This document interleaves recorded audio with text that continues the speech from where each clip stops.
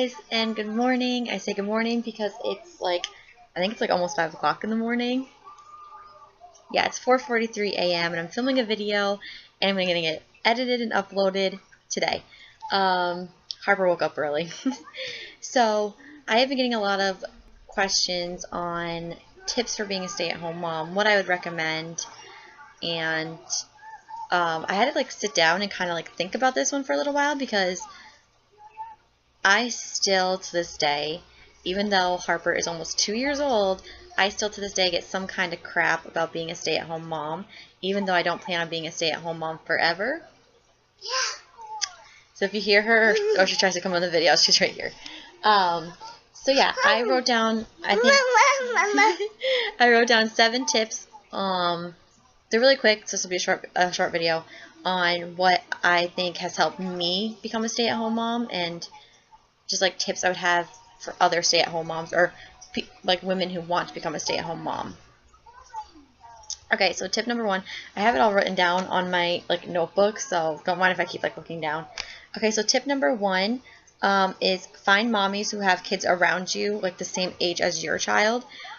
This helped me so much. I actually have a lot of like personal friends who are the same age as me, who have kids around my kids' age. I know a couple, I have like 3 or 4 girlfriends who have kids the same age as Harper, just like months apart. And then I have a couple other friends who, whether they're pregnant again or they're having, sorry guys, hold on. They're either pregnant again or they're first-time mommies who are going to have kids around the same age as Oliver. So it's really helpful because that way you guys can talk about the phases, you know, like terrible twos are coming up. You guys can talk about stuff like that together. You guys, you don't feel like you have to go through it alone.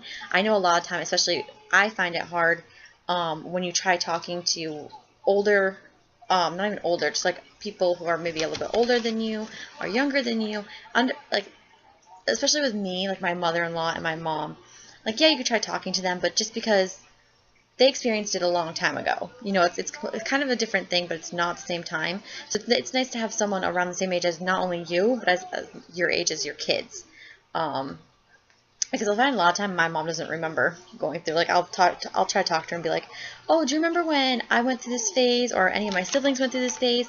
And she'll tell me, she'll be like, "No, I don't remember," or she'll briefly remember. It's good to have a mom that knows right then and there what you're going through. Schedule play dates. If you have a vehicle or your friend has a vehicle, you can schedule play dates with them, and that's a good thing to do too because it gets you out of the house, it gets your child out of the house, and it also gets another stay-at-home mom out of the house as well. So definitely schedule play dates. That's a great thing to do. Okay, I wrote this one down and I still have problems with this one. My number 2 tip is to take a rest during nap time. A lot of the times this is extremely hard, especially for me because my daughter right now is going through a phase where sometimes she doesn't like to take a nap. She prefers to skip it and she'll be extremely exhausted. But sometimes for you, even if you're not pregnant, and this is not even just because I'm pregnant, but even if I wasn't pregnant right now, I would just take a rest during your child's nap time. You know, if you're like me, you use that time very wisely, and that's when you like to get all of your cleaning done, or most of your cleaning done. Stuff that you can't do when your toddler's awake or your infant's awake. But sometimes it's good just to take a rest. Sometimes you just need that time to collect yourself, whether it just be to drink a cup of coffee, a cup of tea, a cup of water, just to relax and collect yourself for 10-15 minutes, and then get back up. It's coming on, honey. She's watching Netflix. But yeah, definitely take a rest a couple times a week. You don't have to do it every nap time. But at least a couple times a week, take a rest. Sometimes I find that even helps me. Even if I take like 10 minutes to sip a cup of tea, I'm like, okay, I'm refreshed, I'm good to go, and I can collect my thoughts and continue cleaning. Hold on, guys. Let me get this for Harper. Okay, the next thing is don't entertain your child all day. This is a big, big, big thing with Cameron and I. We went through a thing, and you know, every now and then we still do it. I'm worse than Cameron, and Cameron corrected me on it. You know, you can't entertain your child all day. I know it's hard, you know, because especially Harper's at that stage now where she has all of her toys out in the living room, and then she'll say, down, down, and she's pointing to the rug, because she wants you to go down and play with her, you know. And although we do it a lot, we have to learn not to do it as much because it's not teaching them to be independent. Kids need to learn to be independent, and she does throw a fit when we tell her, you know, no, honey, you're okay, play with your toys. And it's especially hard like at nighttime when I'm like done all of my chores from the day, because that's when I find that Harper's like seeing that mommy's relaxing, you know. So I usually try to, like, during the day, I've kind of like got her on a schedule where it's like during the day mommy cleans and Harper, you know, watches TV and, well, has the TV on in the background, and we'll play with her toys so mommy gets her cleaning done, and I check on her obviously because she's at the age where she gets into everything. And then at the nighttime, evening time is when more towards I'll play with her. I'll play with her a couple times during the day. I don't do strictly cleaning, trust me. But then more towards the evening time is when I play with her the most because, you know, she's kind of learning that that's quality time with her and mommy. Especially for when Oliver comes, you know, it's still going to be her and mommy time. It's just strictly mommy, like dad. Even when daddy's home and daddy's not working, daddy doesn't get on the floor and play with her. Like, it's mommy Harper time, and that's the way it goes. But that way during the day, she learns to be independent, and she learns, okay, I can play by myself, and it's okay to play by myself. I don't need someone to play with me.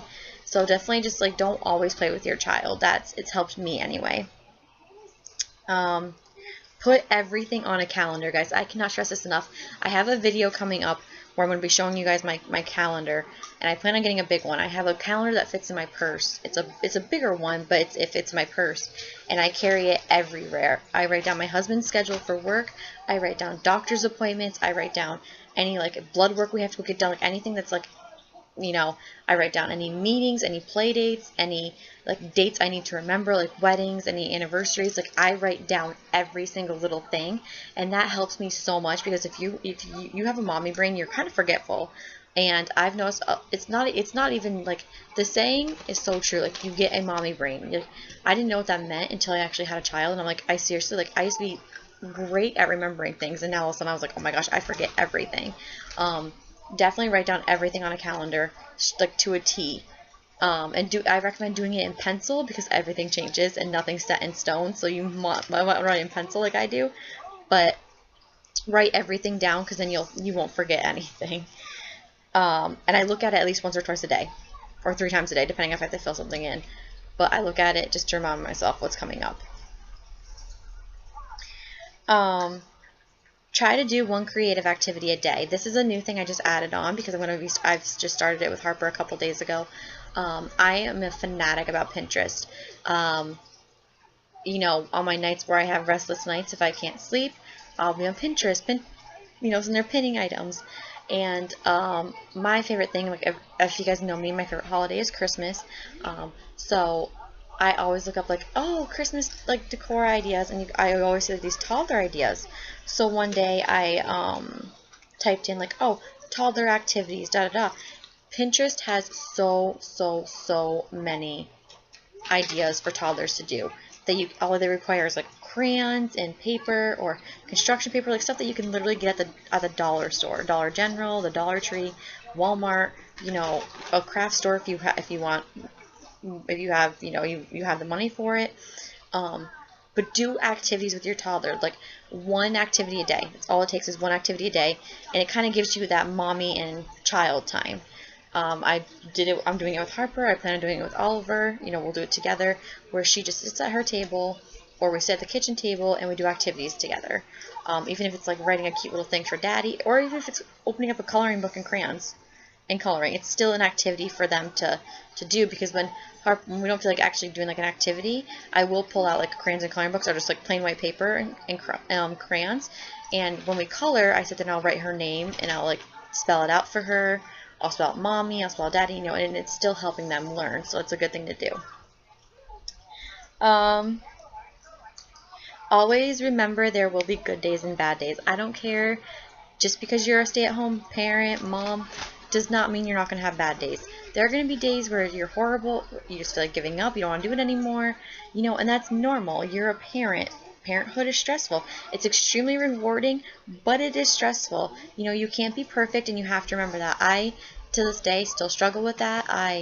You know, when Harper throws tantrums, or I have to tell her no, and, you know, she acts out, you know, I take it out on myself, but I have to remember she's learning about life, you know, and those are the kind of days I'll consider bad. A lot of the days she doesn't throw a fit, and I'm like, oh, this has been a really good day because Harper went through the day without throwing a fit.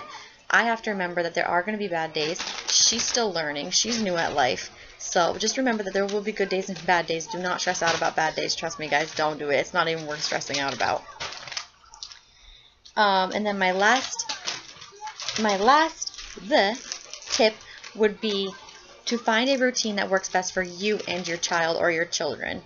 Obviously right now Harper and I are pretty much stuck down to a routine.